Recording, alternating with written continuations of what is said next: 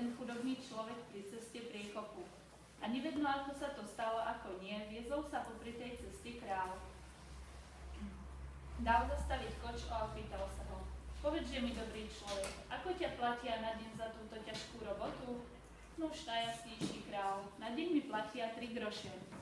Kráľ sa začudoval a hneď bol zvedavý, ako môže z tých mizerných 3 grošov vyžiť i vyžiť. Hľadte, že najjasnejší kráľ, pravý chudobný človek, to je takto. Živím chorého nevládneho otca, tomu vraciam, lebo on ma vychoval. Ale živím aj malého synka, tomu požičiavam, aby mi vrátil, keď zostal kráľa a oni ešte neprišli veci na koreň.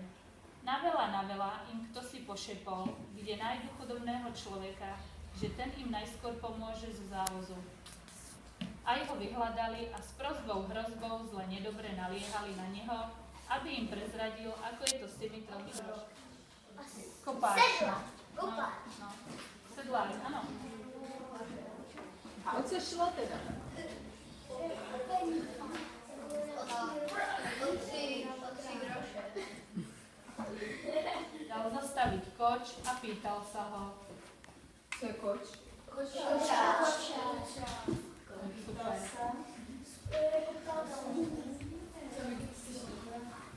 Povedže mi, dobrý človek, ako ťa platia na deň za túto ťažkú robotu?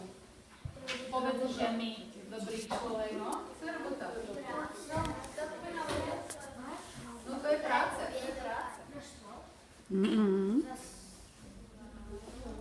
Král sa začudoval a hneď bol zvedavý, ako môže z tých mizerných 3 grošov vyžiť. Ak mi do pozajtrajška neodpoviete, dám vás vyhnať z krajiny, aby ste mi aspoň chlieb nadarmo nejedli. Čo je pozajtrajšok? Super, no. A vyhnať z krajiny? Co to znamená?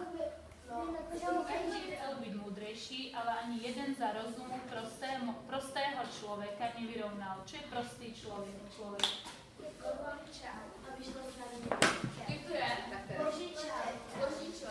Požičal.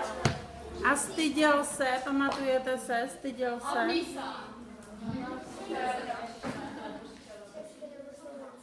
Aj český, aj slovenský. Lienka, či Lienka? Ne, Páťo. je to Či Lienka?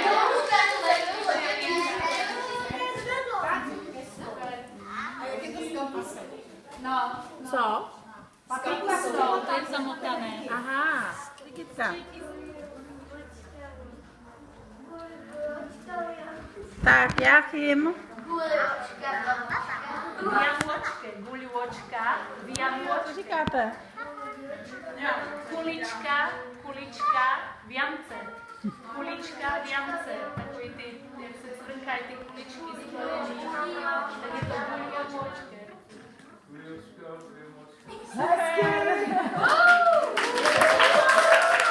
To je olovrant, kdo to ví? Dopoledne se jí 10.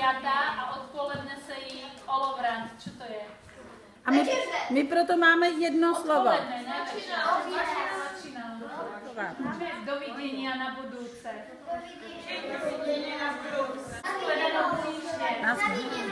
Na viděnou.